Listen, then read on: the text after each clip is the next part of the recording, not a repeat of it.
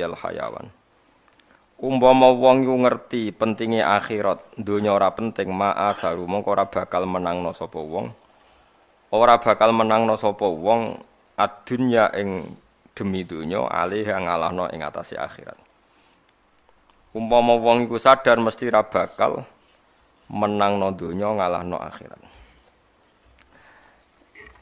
Meniki bahasane iku benten kalian wingi nggih, kula terangno mawon nggih, sing niki kan mergi napa. Terus ngeten nggih. Kula terangno ilmu hakikat, pancen gelem ra gelem niki kedah diterangno nganggo ilmu hakikat. Saiki sampean urip ta mati? Saiki lho pas do ngaji Jalalain. Urip, yakin. Nah, iku keliru, ilmune sampean berarti cek ilmu syariat. Nak cara ilmu hakikat, sampean saiki iku mati. Uripe sok nak wis napa? Mati. Dadi iya nek akhirat. Dadi sampean kowe nak mati urip. Nah saiki mati. Bukti bahwa kita sekarang mati itu kita sering salah paham. Salah paham itu ya goblok. Wong goblok itu bukti wong mati, rapati iso mikir. Misalnya sampean saiki ngenten tak bedheki. Sampean kan saiki nganggep dhuwit iku penting. Penting banget. Sampeyan ning akhirat iku ora butuh dhuwit. Ngertimu nek dhuwit ora penting ngenteni ning akhirat. Mulane Kanjeng Nabi nak nerangno ilmu hakikat iku unik. Niku masyhur riwayat saking para wali, para ulama ya tentu musalsalah nggih nganti tok Kanjeng Nabi. Kanjeng Nabi ngumpamakno ngeten. Annasu niyamun wa idza matu intabahu. Kula maknane iki, annasu te pira-pira manusa iku niyamun hakikate muk turu. Saiki sampean ku turu, maknane turu iku rapati sadar. Wa idza matu intabahu nalikane mati niku tangi utawa nglilir. Contoh gampang ngeten nggih, sampean ning donya nganggep dhuwit penting, pengaruh penting, kenal bupati penting, diapiki tangga penting. Ternyata sampean ning akhirat sing paling penting ya sujud temen ning donya. Sehingga terus kowe getun. Ya Allah, aku zaman ning donya gara-gara rasa-rasen gak tahajud. Gara-gara rasa-rasen aku gak salat. Ternyata ning akhirat sing penting iku salat. Mergo dhuwit iku ora penting, pengaruh ya ora penting. Umat kok santri kok sampean bareng blas gak penting blas. Suara kula ora diwajibno mulang, wong alim wajib mulang, moh mulang. Berhubung wajib ya kepeksa napa dilakoni. Mungkin kula wacana takbire karena ini penting. Kemarin saya ngaji di Naruan di rumah saya yang Rebonan iki kula terangno. Jeng ben sampean nek semati iku istilah Quran ngeten. Laqad kunta fi ghaflatin min hadza fakashafna anka ghita'aka fabasarukal yauma hadid. Setiap orang yang mati, apalagi orang fasik, orang kafir itu didhawuhi pangeran ngene. Jong kowe dhisik lali sangka peristiwa akhirat iki. Saiki kabeh tak buka. Fakashafna angka ghita'aka. Saiki tutup-tutup iku wis tak buka. Fabasaruka mongko te peninggal sira al yauma ing dalem iki dina hadidun dadi cerdas, dadi tajem. Karena setelah kamu di akhirat eling tenan ternyata ketika kita di dunia itu mengigo ka alam yalbatsu illa sa'atam min nahar. Bukti bahwa kita salah itu gini ya. Misalnya kowe kenal Obama itu bangga, kenal Presiden Amerika bangga, kenal duta besar bangga. Jebule hakikat itu semua gak penting ning akhirat. Yang penting adalah kowe ngusap cah yatim terus mbok sedekoi, kowe sujud mbek pangeran mbok nikmati. Kowe ngaji ngene iki mbok syukuri. Hal-hal sing zaman ning donya mbok anggap ora penting, ternyata penting. Kadang keliru lagi gini, ana kiai ikhlas di musala panjang mbok arani kiai cilik. Sing pejabat struktural ning ormas gede mbok arani kiai top, mergo jabat ning ormas gede. Jebule iku ning akhirat klotokan sing mbok nyek kiai cilik iso nyafati kowe. Kiai oleh dendam ning akhirat. Pas kon nyafati kowe ora gelem moh ta mbok arani kiai cilik. Lho dendam itu diolehno pangeran. Mulane kowe aja geman ngenyek kiai cilik. Iso wae gedhe indawa. Engko kathah rubba asa akhbaro madfu'in bil abwab law aqsama ala Allah la abarrahu. Dari Kanjeng Nabi akeh zaman ning donya wong sawangane kedual-dual rambute, pakaiane compang-camping tapi umpama sumpah atas nama Allah mesti Allah nyembadani. Si kiai ya, kalau versi medis Anda lebih tahu. Kalau versi kiai itu kematian itu dianggap hal yang sebetulnya ada versi kiai ya semua orang tahu lah pasti mati itu. Cuma inginnya mati itu kan macam-macam. Inginnya ya setelah kaya, terus setelah mapan, terus menangi anaknya mapan, cucunya mapan gitu. Terus itu pun sebetulnya ada siap mati juga, tapi ya tetap mati gitu. Jadi saya punya cerita, saya akan cerita yang lucu-lucu ya supaya nggak tegang ya menghadapi kematian. Dulu itu kroni itu ya sudah ada. Jadi Nabi itu ya punya kroni, tidak hanya pejabat. Nabi itu punya kroni. Nabi Sulaiman itu bisa terbang. Ya mulai dulu manfaatkan angin. Jadi angin itu mulai dulu memang luar biasa.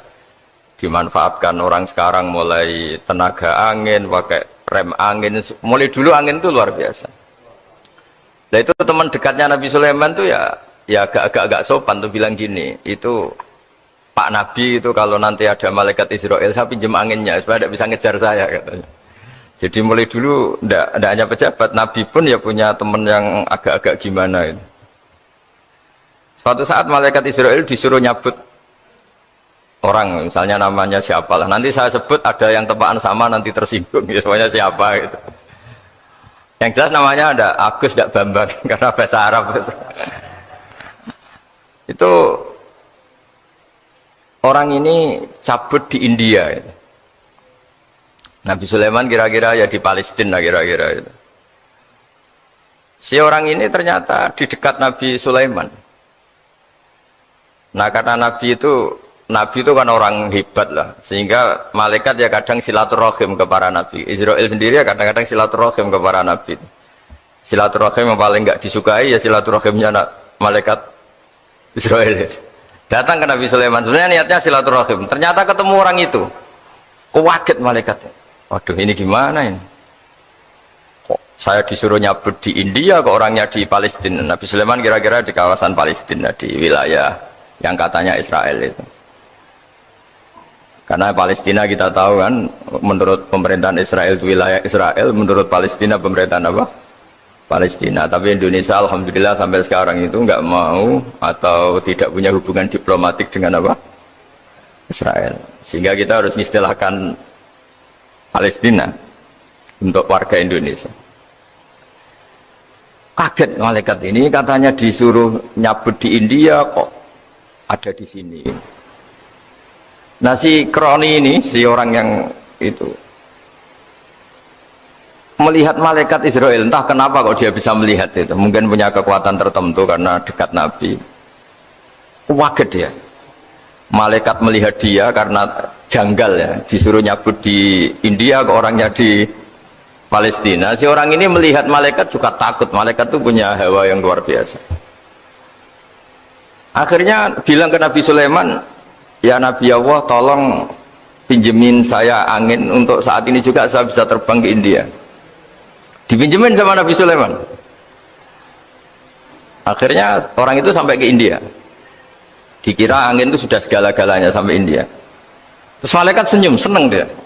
Wah ini sesuai protokol karena andai kan orang itu tetap di situ, malah malaikat gak berani ngambil karena prosedurnya harus ngambil di India. Jadi andai kan dia tetap diam di situ, sebenarnya malah gak masalah karena gak sesuai apa? Panduannya harus karena dia terbang di India, malaikat itu nyusul ya terus diambil karena sesuai apa? Ya, sesuai perintah harus memang diambil di India. Nah, kemudian saya kan memang dipesenin untuk memperkuat apa ya, nakes, teman-teman semuanya lah pasien. Tapi saya cerita dimulai dari yang seperti ini saya sengaja karena memang ya hidup itu seperti inilah, pasti kita semua akan mengalami kematian, cuma inginnya kita ya hidup itu ya sehat ya, terus kalau mati itu ya tidak punya utang karena berat nanti utang. Saya tidak tahu fikihnya itu, kalau utang pribadi itu hisabnya berat, kalau utangnya lembaga itu gimana itu, dihitung salahnya direkturnya, dihitung salah karyawan yang minta naik apa gaji. Saya tidak tahu kayak utangnya Indonesia itu yang disalahkan itu menterinya apa presidennya apa yang selalu mengajukan gaji 13. Tidak tahu itu karena di kitab tidak dibicarakan, yang dibicarakan utang-utang apa pribadi ya. Kalau yang utang-utang lembaga negara itu nanti tak tanyakan malaikat auditornya ini gimana cara apa? Itu yang disalahkan menterinya, apa presidennya, apa direkturnya, apa pengajuan proposal itu.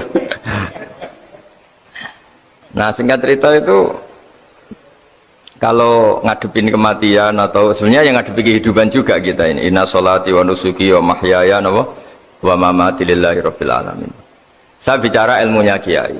Misalnya si A itu sebenarnya sudah ditulis dia mati karena kecelakaan. Yang satu ditulis mati karena sepuh, karena tua itu. Yang satu mati karena tersedak, yang satu mati karena ngelindur. Mungkin yang satu mati karena tenggelam. Sehingga sebetulnya andaikan kita melihat Lauh Mahfud, kita ini ya naif. Saya berkali-kali ngaji bilang, kadang kita ini takutnya sampai angking takutnya dari motor ngelamun, gara-gara ngelamun gitu.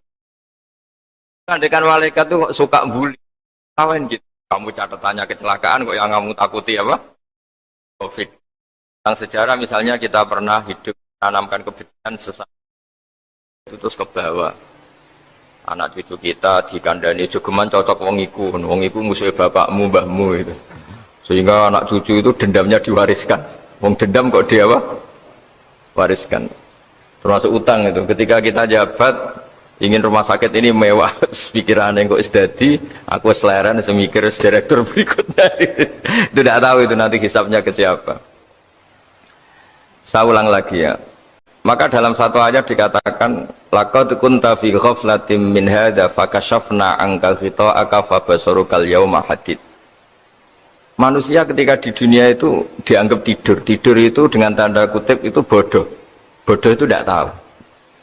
Fakashafna ankal ghita'aka, nanti setelah kamu mati itu pinter. Tapi ketika Anda pinter sudah meninggal, sudah tidak bisa memperbaiki kesalahan-kesalahan kita. Nah kenapa kita dikatakan sekarang ini tidur? Karena kita ini sering menyaksikan sesuatu yang sebetulnya tidak ada hubungannya dengan kita. Tidak ada hubungannya dengan kebutuhan kita. Misalnya kita ngelamun, berkhayal, ingin hidup kaya raya, sejahtera, jabat, orang lain anak buah semua. Ternyata itu nggak penting ketika kita di akhirat. Yang penting adalah Anda meninggal dalam keadaan menghamba kepada Allah Subhanahu wa Ta'ala. Saya berkali-kali ngaji, kalau saya berkali-kali bilang, andaikan hati kita nanti direkam Allah, nanti di akhirat sudah direkam, orientasi kita direkam nanti. Pak Agus misalnya ingin punya mobil, punya rumah mewah, punya apa, terus orientasinya gitu. Di depan Tuhan yang menyuruh kita, mensyariatkan kita, inginnya itu ya jadi hamba Allah terbaik, jadi kekasihnya Allah, jadi hamba yang bersujud, dari hamba yang bersedekah. Jadi ini kan tidak sambung, ada cita-cita versi Allah yang dianjurkan Allah, yaitu bercita-cita jadi hamba yang soleh, yang bermanfaat, yang memanfaati orang banyak. Kemudian ini ada cita-cita yang hadun nafsi, ingin mapan, semua orang anak buah. Hal-hal seperti ini itu harus kita jaga, jangan sampai terjadi. Makanya di semua kitab, pertama mendahulukan bab niat. Niat itu ya, faman kanat hijratuhu ilallah wa rasulih, fa hijratuhu ilallah wa rasulih. Orang baik itu orang yang orientasinya itu menuju Allah Subhanahu wa Ta'ala. Lalu yang kurang baik adalah orang yang orientasinya itu ya harta, perempuan, pokoknya inginnya itu hal-hal yang kepentingan dirinya sendiri. Nah lalu kenapa kita kadang tidak tahu? Ya tidak tahu itu karena tadi kita kalau tidak wiridan itu tidak punya efek samping kan. Tapi kalau kamu nggak punya uang kan terus lemes. Karena ngerti itu terus uang itu penting, wiridan tidak penting. Nah dari kesimpulan itu sebenarnya kita menjadi bodoh. Karena menjadi bodoh ketika Anda meninggal ternyata uang ini nggak penting, wiridan ini penting. Tapi tahu kita terlambat setelah kita meninggal. Nah di sini saya ingin mengingatkan apapun kondisi kita, yang jelas itu ingat selalu kepada Allah Subhanahu wa Ta'ala. Caranya ingat gimana? Kata Nabi, kamu bayangkan musibah yang lebih ekstrim, kamu akan tahu yang kamu alami itu ahwanu wa aisar, yang kamu alami itu ringan sekali, ringan seringan-ringannya. Saya beri contoh ya, kalau Anda belajar, kalau dalam bahasa pondok itu falak, mungkin kalau bahasa umum itu apalah, ilmu apa, misalnya orang ahli meteor, ahli apalah, ahli perbintangan. Ketakutannya pasti benda langit ini jatuh kemudian menimpa bumi. Nanti kalau Anda ahli geologi itu takutnya bumi ini likuifaksi karena sumber daya alamnya sudah begitu dikeruk, dimanfaatkan. Nanti yang ahli teroris atau yang ahli ekstremis itu takutnya itu ada teroris.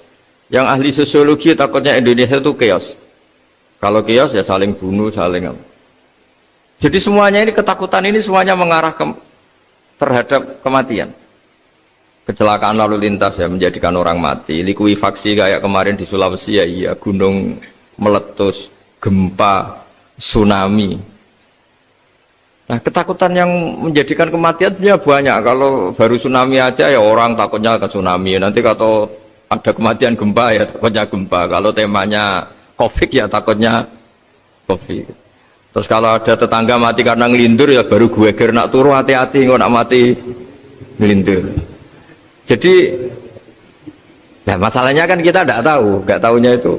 Ya tadi takutnya COVID ternyata catatannya itu mati kecelakaan. Takutnya kecelakaan ternyata matinya itu ngelindur. Kan kita tidak pernah tahu. Dari tidak pernah tahu itu kemudian agama datang dengan anjuran sudahlah kamu tawakal. Bahwa semua urusan kamu di tangan Allah Subhanahu wa taala. Inna sholati wa nusuki wa mahyaya wa mamati lillahi rabbil alamin la syarikalah. Yes, ibadah kita, salat kita, hidup kita, mati kita semua di tangan Allah Subhanahu wa taala. Sehingga dengan berpikir begini ini melihat COVID itu ya kayak melihat potensi kematian yang lain kayak karena gempa, likuifaksi, kecelakaan, karena ngelindur, karena macam-macam. Kenapa saya membuat atau menyarankan ya supaya orang berpikir demikian, supaya bersyukur bahwa kita ini dihimpit, disekelilingi penyebab kematian tadi. Kalau kita ahli meteorologi mungkin takutnya itu asteroid jatuh, terus kemudian meteor jatuh yang nggak habis digesek oleh sistem alam, terus macam-macam. Yang ahli gempa juga takutnya gempa, yang ahli tsunami takutnya tsunami, yang ahli sosial takutnya Indonesia chaos, kemudian saling apa? Bunuh, saling apa dan sebagainya dan sebagainya. Nah dengan keadaan seperti ini kita ini baik sekali. Bukan sekedar baik sekali, kita tidak mengalami chaos sosial, kita tidak mengalami likuifaksi, kita tidak mengalami benturan benda langit di bumi kita. Karena itu sekali terjadi, bukan 1-2 lagi, tapi habis seluruh Indonesia, mungkin seluruh dunia. Nah di sini cara Allah membuat kita selalu bersyukur bahwa hal-hal itu tidak terjadi. Jadi ada sebuah ayat yang Allah selalu mengingatkan, Aamintum man fis sama ayakhsifa bikumul ardo fa idza hiya tamur. Kamu boleh sekali-kali berpikir bumi ini justru potensinya itu likuifaksi, potensinya itu hancur karena di bawah itu ada magma, ada apa minyak, ada macam-macam. Ini kan di bawah ini kan ngerongkong cara Jawa itu karena diambilin terus. Piro-piro diambil ya ini ya ono masih bisa dipakai. Belum sistem bumi sendiri wafil arti kita mutajawirat, bumi sendiri itu berupa lempengan-lempengan. Setiap saat itu potensinya geser, sekali geser ya jadi gempa itu. Terus belum benda langit yang potensinya juga jatuh, sekali jatuh ya habis kita. Jadi yang kita ini dikepung sekian potensi yang bisa menghancurkan kita. Tapi nyatanya mulai Nabi Adam sampai sekarang itu ada kehidupan, ada khayal. Sing Joko yang kepengen payu rabi, mungkin sing wis payu rabi ya mbah kepengen mbah roh. Macam-macam lah. Tapi yang jelas itu wong dikepung kematian kok ya khayalnya masih tinggi gitu. Lah nggak pernah ngayal ya orang yang utang ditagih itu, gak kober ngayal. Soalnya wedine tanggal kredit itu. Tapi ini saya cerita supaya orang Indonesia itu ngerti lah bahwa yang ngepung kita itu tidak hanya COVID, banyak. Makanya orang Arab itu kalau ngendikan itu wa malam yamut bisayfi mata bi khairihi ta'addadatil asbab wal maut wahidu. Karena orang Arab itu kan dulu Arab sebelum Islam itu kan satu kabilah nyerang kabilah yang lain. Wah itu kan harus butuh orang-orang tangguh karena dulu sistem rizkinya kayak sistem Indonesia dulu lah. Kerajaan ini nyerang ini supaya satu kerajaan punya eksistensi harus mengalahkan kerajaan yang lain. Bahkan cerita-cerita itu sama lah di Indonesia di mana-mana. Nah itu pemuda-pemuda yang gagah berani itu karena punya pegangan tadi. Wa malam yamut bisayfi toh mata biwirihi. Kalau kamu tidak mati di medan perang ya tetap aja mati juga. Sehingga mereka kendel gitu, kata cerita orang dulu. Ta'addadatil asbabu wal mautu wahidu. Sebab kematian bisa macam-macam, tapi kesimpulannya tetap saja namanya mati. Lalu Islam itu mengajarkan aksiru min dzikri hadhimil ladzat. Kamu harus banyak ingat mati. Tapi uniknya Islam itu menyuruh ingat mati itu disuruh justru semangat hidup. Karena kita butuh bekal itu. Jadi kalau kamu ingat mati itu jangan terus loyo, terus nunggu takdir mati itu enggak, malah disuruh semangat.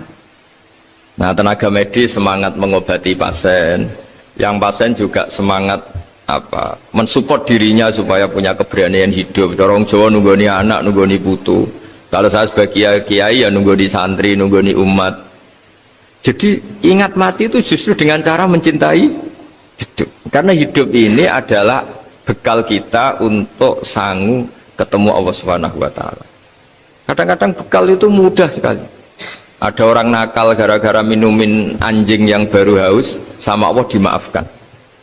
Ada orang yang pulang dari tempat kerjanya, ada duri di tengah jalan, disikirkan takut kena orang, diampuni Allah, akhirnya menjadi ahli apa? Surga. Ada orang yang kerja untuk orang tuanya, kemudian orang tuanya dicukupin menjadi ahli surga. Bahkan ada ahli surga itu ceritanya itu, tapi ini jangan dicoba. Ada orang sudah jelas niat nyon sewu, niat zina, sudah tinggal itu terus mikir dia. Saat itu takut Allah gak jadi, barokahnya gak jadi, langsung dia jadi ahli surga. Sarannya gak jadi loh ya. Tapi ya tidak usah dicoba. Itu kalau keterusan masalah. Jadi Islam itu menganjurkan ingat mati, tapi justru dengan cara mencintai kehidupan. Karena yang jadi referensi Allah nanti di akhirat adalah perilaku kita, amal kita zaman apa? Hidup. Jadi disuruh ingat mati, tapi justru dengan cara sangat mencintai apa? Kehidupan. Lalu yang dinamakan kehidupan itu apa? Ya kita-kita ini. Ada yang mengkhidmati agama, mengkhidmati orang sakit, mengkhidmati itu ya berbakti, membantu. Ada yang nata lalu lintas, ada yang nata keamanan kayak Pak Polisi, ada yang nata keuangan kayak Kemenku, macam-macam. Semuanya harus kita cintai, profesi-profesi yang oleh Islam dianjurkan untuk kita nekuni itu. Jadi saya mohon lewat cerita ini orang itu tidak fokus takut Covid. Kasihan Covid kan jadi tersangka pembunuh sini. Padahal di kampung-kampung orang lugu-lugu yang saking nggak ngertinya itu kalau dikasih sumbangan tuh katanya itu salam neng Covid matur nuwun. Itu ribet kalau orang lugu-lugu itu. Dikira Covid itu satu makhluk atau manusia yang apa? Nyumbang itu. Jadi saya mohon semohon-mohonnya, seminta-mintanya sampean harus ngitung nikmat lah. Dengan sistem meteor seperti itu di langit tidak jatuh ke kita, sistem bumi yang sudah ngerongkong gini tidak likuifaksi, terus di dunia ini banyak kimia, banyak racun itu kalau misalnya meledak kemudian dibawa angin mungkin matinya lebih massal. Ternyata semua itu tidak terjadi. Artinya nikmat yang sekarang kita dapatkan, kita nikmati sekarang itu jauh lebih besar ketimbang ketakutan kita. Nah, ini Islam selalu menganjurkan fadzkuru ala Allah la'allakum tuflihun. Selalu ingat sisi-sisi nikmatnya Allah. Kamu jangan hanya sisi wah kita dikepung Covid, kita punya istri judes, punya anak nggak nurut, punya atasan sadis, punya anak buah nggak loyal. Kalau gitu terus ya kamu nggak berani hidup. Yang diingat masalah terus. Itu salah, hidup seperti itu salah menurut Islam. Yang Islam menganjurkan fadzkuru ala Allah, kamu ingat sisi-sisi nikmatnya Allah, bukan sisi-sisi kita hidup itu diuji. Saya punya sekian cerita ulama-ulama yang unik yang punya nasihat itu. Jadi ada orang kaya raya dulu temannya banyak, anak buahnya banyak. Suatu saat dia miskin terus gak ada yang berkunjung. Terus dia ngeluh, curhat ke ulama itu. Ketika saya kaya yang berkunjung banyak, ketika saya miskin kok nggak ada yang berkunjung, kurang ajar betul teman-teman saya. Terus kata kiai itu lucu kalau yang ada nih, ya bagus gitu dong ketika anda miskin tidak ada yang berkunjung. Loh kok bisa? Ya misalnya kamu sekarang jadi buruhnya orang, pas disuruh-suruh dibentak-bentak, terus teman kamu udah datang, malah kamu jadi tontonan toh. Mendingan nggak ada datang, jadi kamu ketika buruh orang nggak malu karena teman-teman kamu sudah tidak datang. Ya alhamdulillah kalau gitu ya. Jadi dulu satu hal yang dia dulu nganggap problem, ya kan kalau kamu misalnya dulu kaya, temannya banyak, jabat, terus yang takut banyak. Ketika sudah miskin, Yun Sawu jadi burunya orang disuruh-suruh, terus teman kamu tetap do datang. Siap nggak ada? Siap datang apa siap nggak datang? Lebih siap nggak datang sebetulnya kan? Karena nggak jadi tonton. Akhirnya dia sadar. Ya gitu kalau dikeluhin istri saya ini judes ya sering marahin gini-gini. Ya bagus dong marahin kamu. Kalau marahin tetangga malah masalah. Coba kamu punya istri kalau marah marahin orang lain pusing enggak? Mendingan marahin.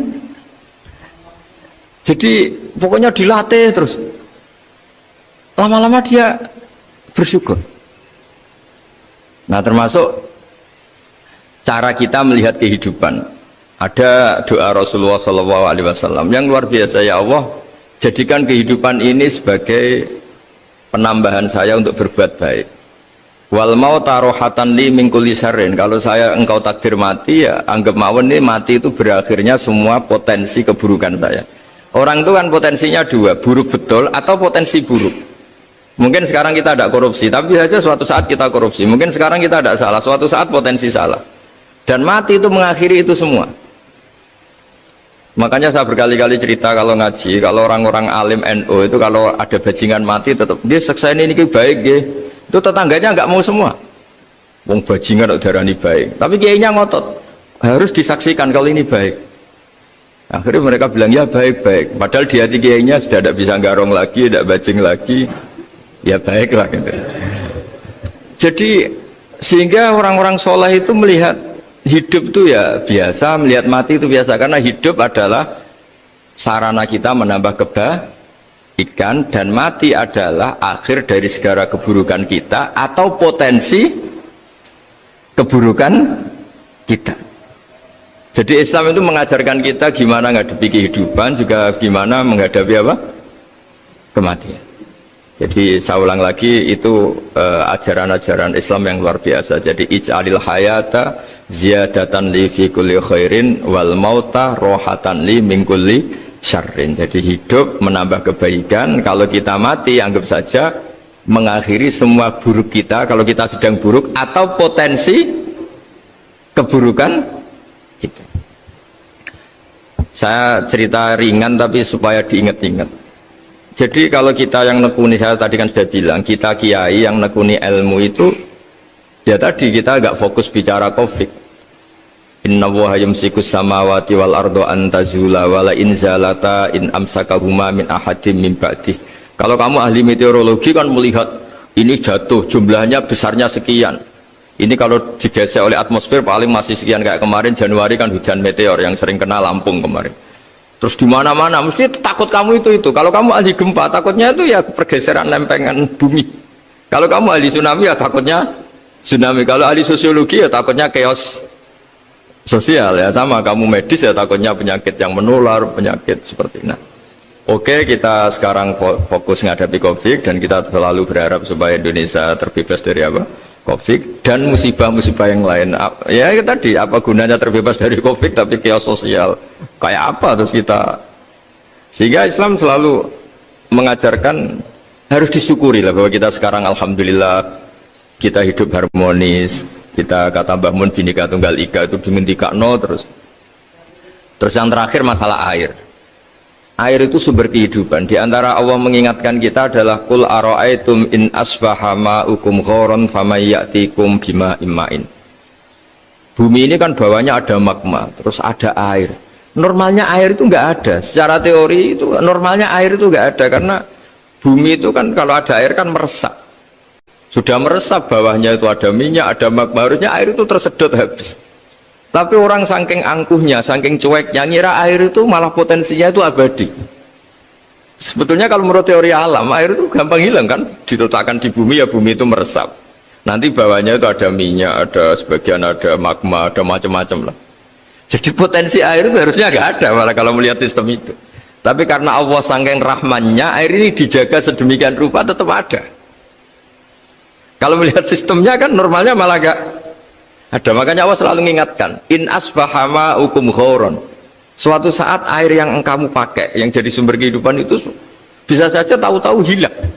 Mungkin tersedot oleh panas bumi atau corong Jawa niku nyeresep entek atau gimana lah cara Allah menghilangkan. Famay ya'tikum bima immain. Lalu siapa yang bisa mendatangkan air itu lagi? Ini kata para hafid, ini yang kata guru-guru ya, termasuk yang dikatakan Pak Mukhtar ini. Nanti orang harus ngendikan menjawab Allahu Rabbul Alamin. Hanya Allah sendiri yang bisa mengatur air ini selalu ada. Ya, coba kalau kamu pikirkan air kamu sokkan di bumi kan mesti langsung hilang, meresap ke bumi. Bumi ada bawahnya lagi, ada bawahnya lagi, dan mungkin bukan yang paling bawah mungkin tomak, harusnya itu nggak ada. Tapi Allah saking sayangnya mengatur sistem air itu ada dan tersedia. Tapi ketika orang terlalu cuek dan angkuh sampai lupa syukur tersedianya apa? Air itu Allah mengingatkan, disuruh bayangkan, kul aro'aitum, coba bayangkan kalau in asbaha ma'ukum ghauron. Tadi kan ada khataman ya, saya ikut, terima kasih. Bayangkan kalau air suatu saat itu ghauron, menjadi hilang. Fama ya'tikum bima imain. Jadi saya tidak bisa spesifik memberi nasihat tentang kopi karena ya tadi yang bisa membunuh kita ini banyak. Ya, tsunami ya bisa bunuh, gempa bisa bunuh, likuifaksi bisa bunuh, jatuhnya benda lain kita bisa bunuh, takut tanggal utang kaget ya bisa bunuh.